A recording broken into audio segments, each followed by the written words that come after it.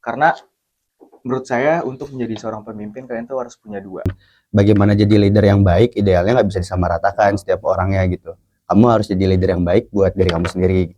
Jangan takut untuk menjadi seorang pemimpin aja sih teman-teman, karena saya yakin kita ataupun kalian punya sisi pemimpinnya masing-masing. Keren ya. Tolong FEBSN disiapin preset jedak-jeduknya buat tadi buat Padahal seru banget ya ngobrol-ngobrol di Vibes ini, aduh seru banget Nanti sih. Vebs boleh undang lagi gak sih? Boleh dong.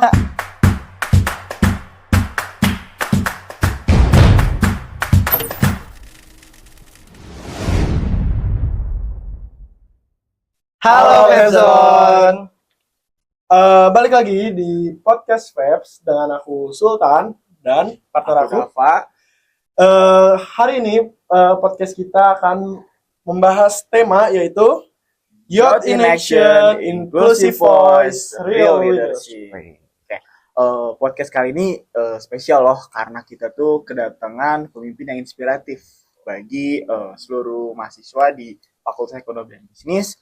Hari ini kita bakal podcast sama gubernur dan wakil gubernur nih. Boleh dong kita perkenalan dulu sama mereka. Oke, halo Vebzone, perkenalkan nama aku Febriliano, aku biasa dipanggil Febri. Puji Tuhan aku di tahun ini diamanahin dan dipercayai oleh anak-anak untuk menjadi Gubernur BEM FEB atau Ketua BEM. Dan kebetulan aku dari jurusan MBTI Angkatan 2022. Yes. Halo Vebzone, perkenalkan aku Rafli Keza Gumlar. Di sini aku diamanahin jadi wakil gubernur, wakil Febri juga tentunya di BEM FEB Kabinet Kolorasi tahun 2025. Salam kenal ya semuanya. Terus untuk jurusan sendiri aku dari Manajemen Bisnis Telekomunikasi Informatika di angkatan 2022. Halo. Oke, hari ini kita bakal bincang-bincang santai-santai aja ya. Hari ini kita kedatangan gubernur dan wakil gubernur BEM FEB yang menjadi inspirasi lah bagi anak muda karena di usia mudanya mereka bisa jadi pemimpin yang saling inspirasi bagi Fakultas Ekonomi dan Bisnis.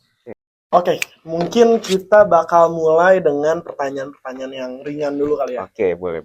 Jadi untuk sekarang gubernur dan wakil gubernur ini kesibukannya tuh lagi ngapain aja sih di BEM?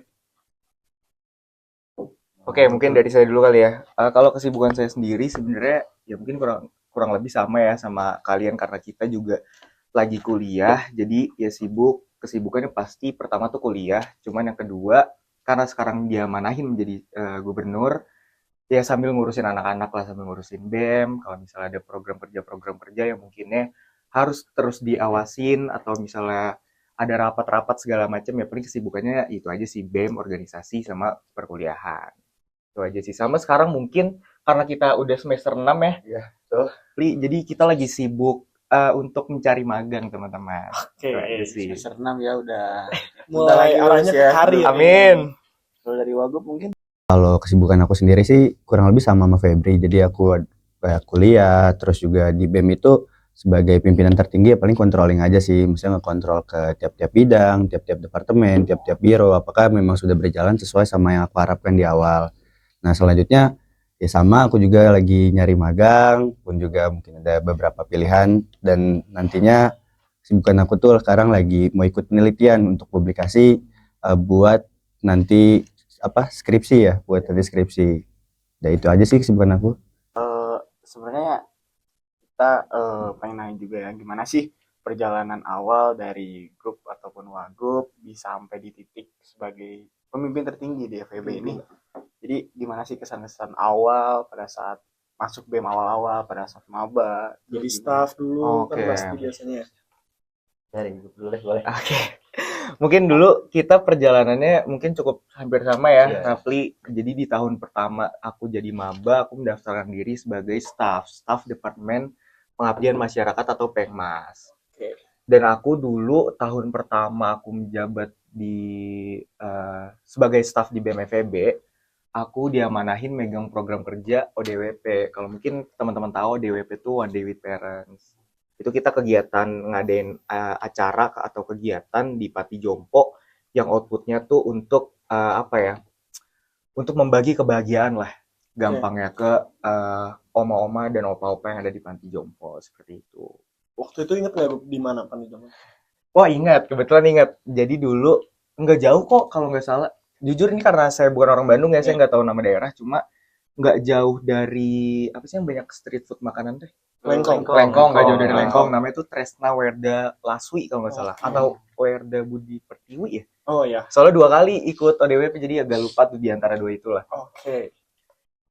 Seru pokoknya ikut ODWP soalnya dengan acara tersebut kita tuh jadi dapat inspirasi dan jadi dapat apa ya pengalaman sih karena kan dari oma opa tersebut kan ya punya pengalaman yang berbeda-beda dan juga kisahnya yang berbeda-beda kenapa mereka bisa ada di sana dan mungkin dengan kita mengobrol dengan oma opa itu sih yang bikin kita akhirnya jadi kayak Kena ya. kena nih hati gue gitu. Kalau dari aku sendiri sih awalnya kenapa pengen masuk BEM karena ngerasa nggak ada aja di SMA gitu. Kayak BEM ini apa sih? Kayak keren banget gitu masuk BEM. Terus juga akhirnya ngeliat departemen-departemennya tertariklah sama Kastrat karena dulu mikirnya BEM itu kan wah politik demo-demo gitu. Kastrat nih. Terus akhirnya masuk. Alhamdulillah waktu itu diamanain buat megang Kastrat bersuara. Terus juga sempat ikut podium juga, pojok diskusi umum sama Kastrat Pos, ikut kajian Kastrat Pos. Dan akhirnya sering berjalannya waktu, awalnya cuman kayak gitu doang, akhirnya kayak mendalami lagi gitu. Dan alhamdulillah sih selama jadi staff tuh banyak banget apa insight lah buat aku sendiri gitu. Banyak banget hal-hal yang memang tadinya aku nggak tahu gitu selama pas aku masih jadi siswa, pas jadi mahasiswa jadi tahu. Karena kan itu di tingkat awal banget ya Feb ya. Jadi aku banyak apa ya, banyak dapat ilmu lah di Kastrat ini.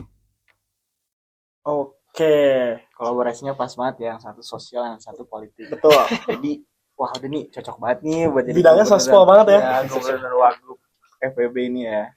Oke, mungkin kita lanjut ke next pertanyaan di sini. Menurut gubernur dan wakil gubernur, seorang yang leadership itu seperti apa sih?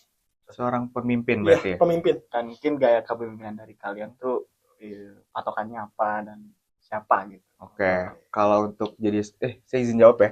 Kalau untuk jadi seorang pemimpin sendiri, sebenarnya kalau ditanya susah atau gampang, sebenarnya nggak gampang juga, tapi nggak susah juga sebenarnya. Karena menurut saya untuk menjadi seorang pemimpin kalian tuh harus punya dua. Satu, kalian harus punya jelas kalian pakai otak dong pasti. Betul. Kalian harus pintar karena kalian harus mengkonsepin semuanya dengan jelas, tapi nggak cuma pintar aja, tapi kalian harus bijaksana. Yang dimana Oke. bijaksana ini beda sama kepintaran. Kalau pintar kita mungkin pakai otak, tapi kalau bijaksana nih kalian harus pakai hati. Jadi ini yang harus kalian seimbangkan. Dimana kalian menjadi seorang pemimpin harus bisa bijaksana terhadap masalah-masalah dan mungkin apa ya, ya situasi yang bakalan terjadi. Terus sih. Kalau dari Wagu? Kalau dari aku sendiri sih, kalau kita ngomongin leadership ya, tiap orang kan punya sifatnya masing-masing Betul, gitu, punya apa ya, hal yang memang jadi kepunyaannya dia gitu, baiknya dia seperti apa, buruknya dia seperti apa. Jadi kalau kita ngomongin leadership yang leader yang ideal tuh seperti apa ya, tergantung dari pribadinya masing-masing, bener gak sih? Kayak misalnya aku orangnya nggak enakan gitu, aku nggak bisa jadi leader yang terlalu vokal mungkin, tapi aku tahu gitu gimana caranya untuk berpikir kritis. Jadi misalnya aku yang nggak enakan, Febri yang bisa ngebangun komunikasi, apapun yang aku pikirin aku kasih ke Febri, terus Febri yang memang menjelaskan gitu. Jadi kalau kita ngomongin leadership ya sebenarnya menurutku balik lagi gitu ke orangnya masing-masing. Seperti apa sih gitu kamu itu, apa sih yang memang kamu punya, dan bagaimana jadi leader yang baik, idealnya nggak bisa disamaratakan setiap orangnya gitu. Kamu harus jadi leader yang baik buat diri kamu sendiri. Karena orang tuh punya sisi leadershipnya masing-masing, jadi nggak bisa dipatokin sebenarnya seorang leadership tuh harus seperti ini, karena saya percaya setiap orang tuh punya sisi leadershipnya masing-masing sih. Gimana cara pembawaan kalian dan gimana cara kalian berkomunikasinya aja, karena komunikasi itu yang sangat amat penting sebenarnya. Walaupun mungkin kita bilang leadership itu punya apa ya, aspek yang wajibnya gitu. Misalnya betul. leader itu harus disiplin, manajemen waktunya bagus atau gimana gitu. Tapi balik lagi apa yang kita punya ya kita kelola jadi aspek-aspek seperti itu gitu. Setiap orang kan pasti bakal beda ya kedisiplinannya, disiplin menurut mereka bakal beda juga gitu. Manajemen waktu mereka, kesibukan orang beda-beda. Nah jadi menurut aku gimana cara kita mengolahnya aja sih ke aspek-aspek tersebut. berarti trustworthy ya berarti ya Vibes banget tuh, dari betul grup sama Wagub. Mungkin dilanjut selama kalian menjabat nih berarti udah 4-5 bulan ya Pak? Iya. Pengalaman apa dan mungkin yang jadi pelajaran kalian berdua ya sebagai gubernur dan wakil gubernur sampai di 4 bulan ini apa aja, dan mungkin bisa bagi-bagi skillnya apa nih yang dibutuhin jadi Banyak Wagub. Dari Gup dulu deh, boleh. Gup. Oke, sebenarnya banyak banget sih ya. Yang paling penting ya saya mention lagi itu pasti komunikasi sih teman-teman. Karena pun dari saya atau misalnya Rapli yang mungkin kita udah punya konsep sedemikian rupa nanti dikomunikasiin ke kabit-kabitnya. Kalau misalnya kita ada miss di dalam salah satu komunikasi tersebut, entah nanti dari kabit ke kadep atau misalnya dari kita ke kabitnya, itu tuh yang harus apa ya, harus dipikirin banget dari awal. Yang harus benar-benar kita gimana sih caranya nih gitu. Karena sebenarnya bonding juga sih ya, Iya, Pli ya. betul. Bonding juga sih karena sebenarnya untuk menjalin sebuah organisasi ya, untuk benar-benar kita kira mendapatkan dan benar-benar goals kita tercapai semua, ya balik lagi kita berdua pun sebagai pimpinan nggak bisa jalan berdua aja gitu, karena kita pun sebagai pemimpin, walaupun kita di birokrasi pimpinan paling atas, tapi apa artinya pemimpin tanpa anak-anaknya nggak sih? Jadi kita benar-benar apa ya, itu sih komunikasi, benar-benar kita harus benar-benar berdiskusi secara dua arah dan juga bertukar pikiran lah. Nggak cuma kita pun juga berdua nggak sebagai pemimpin yang benar-benar harus A, ya lu harus A gitu, nggak kayak gitu juga. Jadi semuanya kita diskusin bareng-bareng, kita cari solusi dari setiap masalah yang ada, ya udah kita komunikasiin aja, kita jalanin aja. Itu aja sih sebenarnya kalau menurut saya selama 5 bulan ini ya. Jadi komunikasi sih balik lagi. Kalau dari pandangan aku ya terkait 4-5 bulan ini,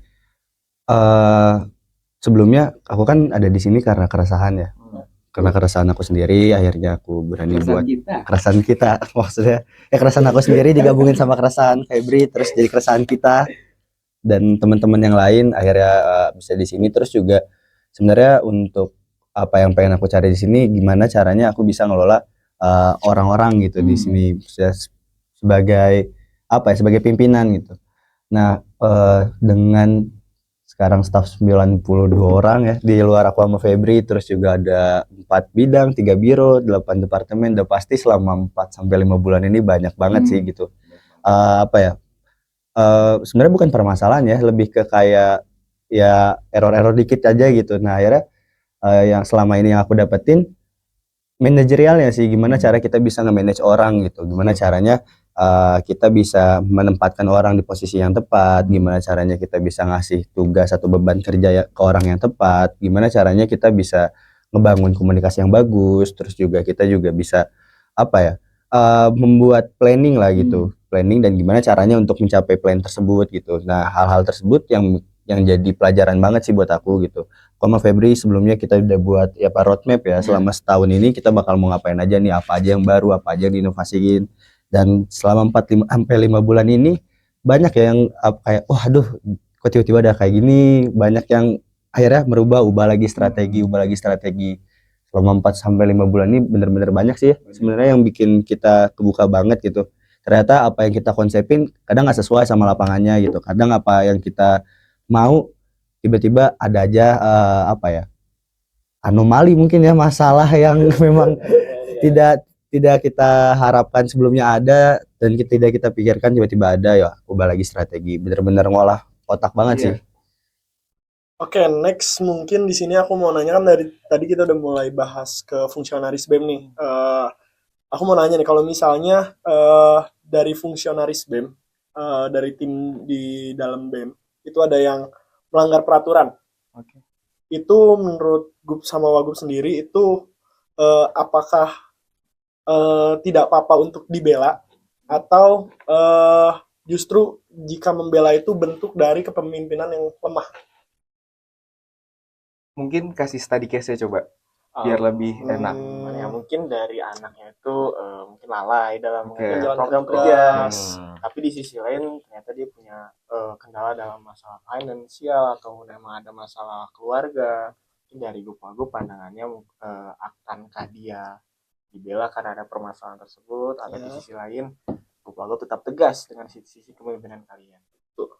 Sebenarnya balik lagi sih, karena kita kan dari awal udah bener-bener apa ya, berkomitmen lah bersama-sama untuk kita menjalankan semua proker-proker yang ada. Karena balik lagi, proker-proker tersebut juga bukan untuk kita sendiri, tapi dari kita untuk mahasiswa juga gitu. Jadi untuk mengatasi hal tersebut, pasti yang pertama akan kita lakukan adalah pasti kita tanya dulu sih. Maksudnya kita cari tahu dulu sebenarnya masalahnya tuh apa sih. Mediasi dulu Iya, ya. mediasi dulu sebenarnya ya orang ini tuh bisa hilang-hilangan sebenarnya karena apa gitu. Dan juga itu dia sih yang makanya kita tadi saya sempat mention gimana kita harus jadi seorang pemimpin harus bisa bijaksana, karena bukan berarti kita harus maksain anaknya harus seperti ini, tapi ya kita cari tahu dulu dia tuh masalahnya sebenarnya apa. Nanti dari masalah tersebut kita cari solusinya bareng-bareng. Seperti itu. Karena kalau misalnya dari kitanya juga mau maksain kan kasihan juga nggak sih anak-anaknya pun juga. Saya percaya pasti setiap orang punya masalah sendiri-sendiri lah. Cuma balik lagi karena di sini kita jatuhnya kerja, tetap kita harus profesional. Dari hal tersebut kita cari solusinya, kita cari baiknya gimana, kita jalanin. Seperti itu sih. Kalau menurutku sih ada dua pandangan ya, tergantung kalian pengen mandang dari mana gitu, mau dari profesional atau mau dari kekeluargaan dan solidaritas. Kalau misalnya dari profesional ya udah jelas dong, ketika kalian melakukan sebuah kesalahan pasti ada konsekuensi yang bakal nunggu kalian gitu di situ. Tapi kalau kita lihat dari solidaritas dan kekeluargaan, yang gimana misalnya tadi study case-nya dia ternyata punya masalah finansial atau masalah keluarga, ya kita nggak boleh nggak boleh nutup mata soal itu dong. Orang kan pasti punya masalahnya masing-masing ya gak sih.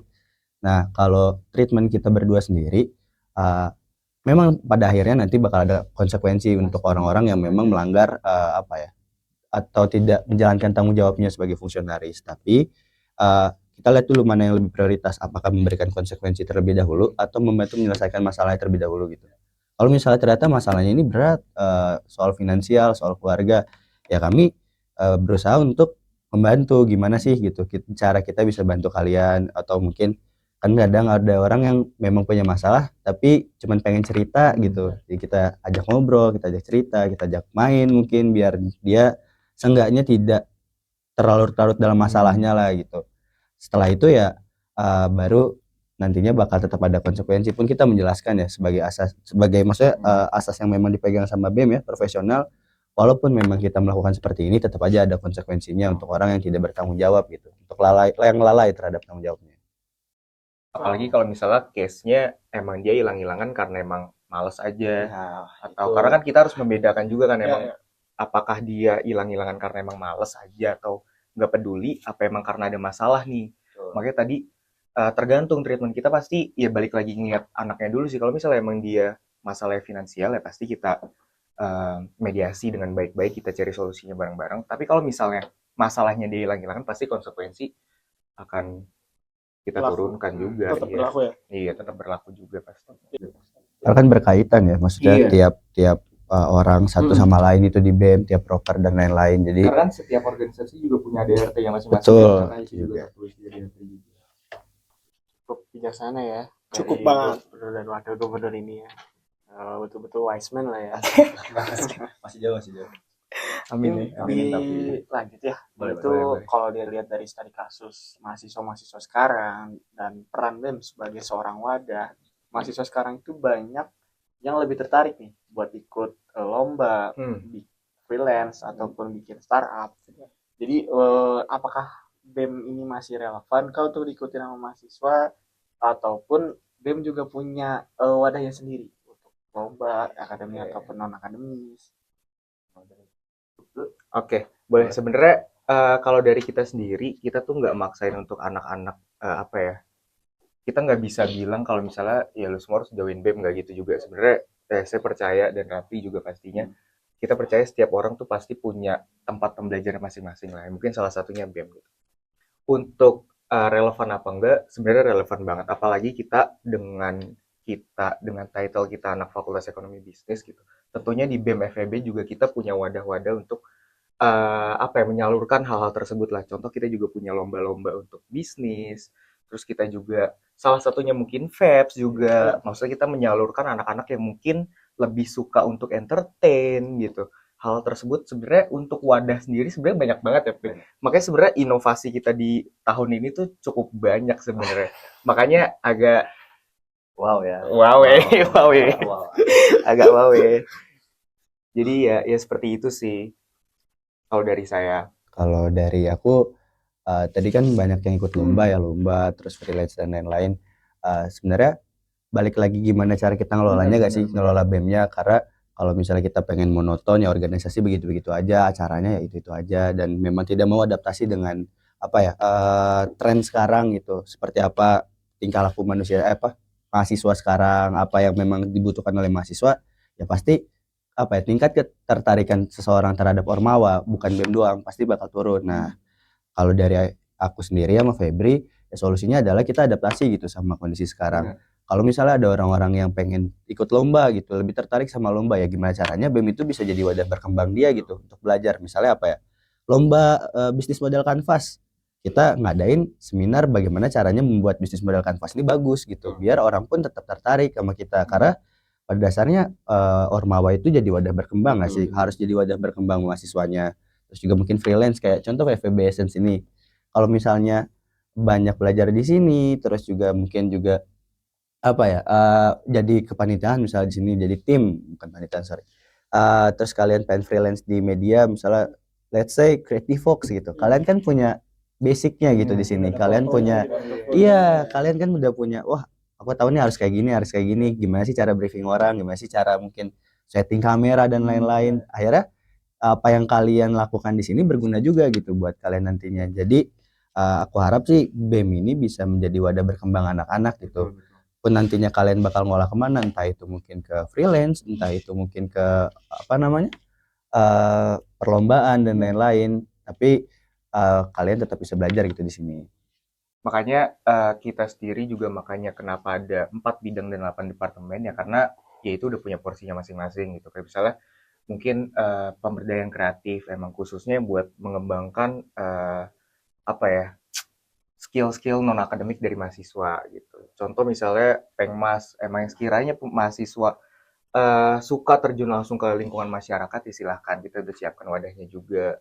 Pun sama dari program-program dan departemen-departemen lain kita udah punya apa ya porsinya masing-masing lah ya. Oke, tadi kan udah lumayan banyak nge-spill tentang proker juga nih. Oke. Jadi selanjutnya aku mau nanyain tentang gimana tanggapan gubernur dan wakil gubernur tentang banyak ormawa yang cuman bikin acara besar atau event besar tapi nggak ada outputnya gitu. Oke. Mau aku dulu jawab. Ya boleh. Kalau dari aku sendiri sih, karena kenapa bisa terjadi hal seperti itu ya? Karena orang tuh fokus sama targetnya terus gitu. Maksudnya kayak pengen bikin event besar, pengen ngundang artis, pengen ditonton berapa ribu orang, pengen begini, pengen begitu segala macam. Tapi mereka tuh nggak tahu esensi dari apa yang mereka lakukan ini apa gitu. Mereka tuh nggak tahu ketika aku diamanahin untuk memegang proker A, atau misalnya aku pengen bikin acara A, apa sih yang bisa aku maksudnya bisa aku lakukan gitu untuk masyarakat, untuk mahasiswa. Apa sih output yang memang bisa tersampaikan untuk mereka? Karena menurutku ya pemikiran-pemikiran seperti itu dan apa namanya, realisasian ya untuk pemikiran seperti itu harus banget ada, harus banget dipunyain sama ormawa-ormawa gitu. Karena ya yang aku lihat juga kadang ada beberapa, bukan ormawa doang gitu, ada beberapa memang acara yang kayak menurutku ngapain gitu bikin acara seperti ini gitu. Terus outputnya apa, kadang ketika lagi diskusi ya mereka pun tidak bisa menjelaskan gitu outputnya apa. Makanya lebih baik kalian tahu dulu nih gitu sasaran kalian tuh siapa. Kalian melakukan misalnya pengen buat apa ya, pengen buat acara A, ya sasarannya siapa gitu, outputnya apa, bagaimana cara output itu tersampaikan. Apabila output itu tidak tersampaikan ya gimana cara pengembangannya gitu, pengembangan maksudnya follow up-nya. Ternyata di satu belum semuanya nih, baru misalnya 50% orang yang udah paham soal outputnya, ya selanjutnya dibikin lagi gitu untuk menargetkan lagi lebih besar lagi, akhirnya output yang memang kalian buat soal acaranya itu, tentang acaranya itu ya kalian bisa tersampaikan gitu. Tuh, paling izin nambahin aja. Sebenarnya kalau dari kita sendiri juga selalu nekenin ke anak-anak mungkin ya ke fungsionaris. dari setiap program kerja tuh kita nggak pernah minta ya lu ngejalin program kerja A, pokoknya lu harus ngundang ini, ngundang ini, ngundang ini. Kita nggak pernah menargetkan seperti itu, tapi gimana caranya kalian paham dulu sebenarnya output dari program kerja yang akan kalian jalani itu seperti apa sih. Karena balik lagi mau kalian ngundang eh, artis setinggi manapun, kalau misalnya balik lagi kalau misalnya kalian nggak paham dari output dari acara tersebut ya buat apa nggak sih gitu. Jadi ya itu dia outputnya dulu, karena benar-benar harus paham outputnya dulu sih. Oke, keren banget ya. Berarti nggak mentingin gengsi doang ya, tapi benar-benar harus outputnya tuh Ada nyampe gitu. riset dan outputnya. Betul. Mungkin sedikit lagi kali ya dari Bang Wagub. Aku pengen nanya sih sebenarnya, kalian udah jadi seorang pemimpin yang emang menginspirasi bagi anak-anak FEB. Min. Boleh nggak sih kasih sedikit saran maupun sebuah kalimat untuk para anak-anak Fakultas Ekonomi dan Bisnis, bagaimana jadi pemimpin yang baik itu seperti apa? Karena mungkin dari teman-teman Vibes penasaran nih, apa sih kalimat yang pengen disampaikan untuk anak muda di sana? Ini dia jago banget jadi bikin kata-kata. Wah, emang bagus ngoper bolanya, bagus nih teman saya. Jago banget Emang bikin ngoper bolanya kata-kata. bagus banget teman saya. Sekalian ngasih wejangan atau saran.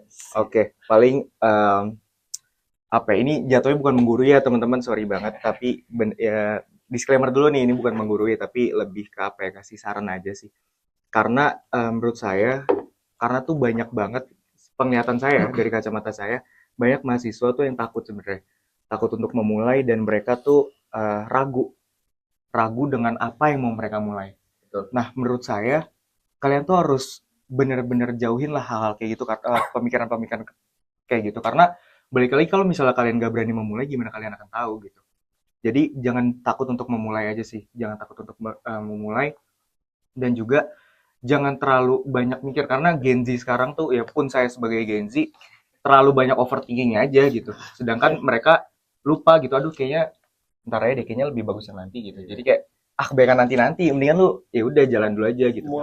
Mulai dulu aja sih intinya. Terus juga yang tadi kita sempat singgung di awal-awal, untuk menjadi seorang pemimpin sendiri jangan takut untuk menjadi seorang pemimpin aja sih teman-teman, karena saya yakin kita ataupun kalian punya sisi pemimpinnya masing-masing gitu. Jadi balik lagi, gimana cara kalian akan menghadapi masalah-masalah, dan cara pembawaan kalian nanti seperti apa, yang jangan sampai kalian lupakan kalau misalnya kalian tuh tetap harus bijaksana aja sih. Karena pun kalian sebagai pemimpin harus kelihatan sebagai orang yang mungkin apa ya, berwibawa segala macam, tapi tetap jangan kalian lupakan kalau misalnya kalian juga harus menggunakan hati kalian gitu, apalagi untuk melihat anak-anak, dan juga apa ya, untuk menyelesaikan masalah-masalah yang ada juga nggak sepenuhnya dengan otak terus aja sih.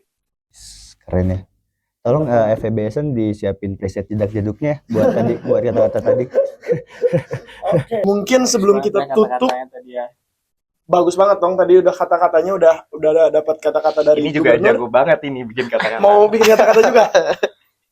Nggak, paling saran aja sih kalau buat aku, karena lagi tren juga nih quarter life crisis anxiety di umur 20 dan lain-lain ya. Ini bukan buat jadi pemimpin doang ya, buat mungkin mahasiswa gitu. Kita kan sumuran aja.